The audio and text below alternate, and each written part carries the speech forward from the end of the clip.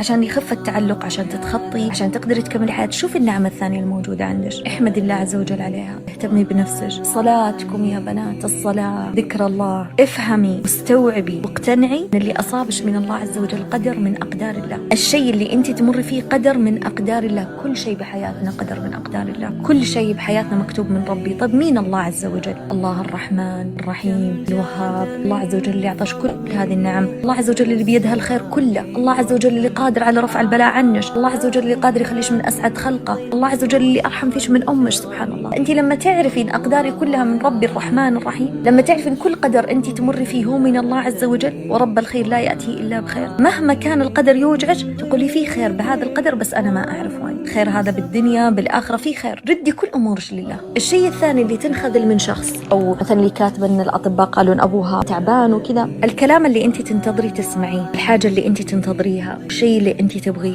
ما راح يصير إلا من ربي، ما راح يجيش إلا بإذن من الله عز وجل. الشخص اللي خذلش، ترى لو مهما حاول إنه ما يخذلش، ربي كاتب لش هذا الشيء اللي أنت تمر فيه، غصبا عنه بيحصل هذا الأمر. الشخص اللي تركش، لو إنه ما يبغى يتركش، ربي كاتب إنه يتركش، والله العظيم بيتركش. ويا ما يصير يعني يكون الشخص ما يبغى يترك هذه الإنسانة، والإنسانة مثلا ما تبغى طلاق أو إيش ما يكون، يعني لا هو يبغى ولا هي تبغى، بس يحصل غصب كذا، يصير الأمر تمشي فيه غصبا عنك، تلقي نفسك جالسة تمشي فيه بدون ما تدري كيف يا ربي صار، كيف حصل، كيف صار هذا الموضوع، ما تدري. المرض اللي انت مثلا تعاني منه، مهما حاولتي تمنعيه، تلقي نفسك سويتي كل اسباب الحيطه والحذر، واخذتي المدري ايش، وسويتي كل شيء قالوه، بس وقعتي بهذا المرض، صار هذا المرض لان ربي كاتبه، ربي كاتب انك انت تمري بهذا الشيء. فاول شيء تحمدي الله عز وجل، احمدي الله، اللهم لك الحمد لك الشكر. اقسم بمن احل القسم ان الله عز وجل اذا شاف بقلبك الرضا على اقداره، النبي يرضيش، ولو ما رفع البلاء تلقي نفسك راضيه ومبسوطه بحياتك.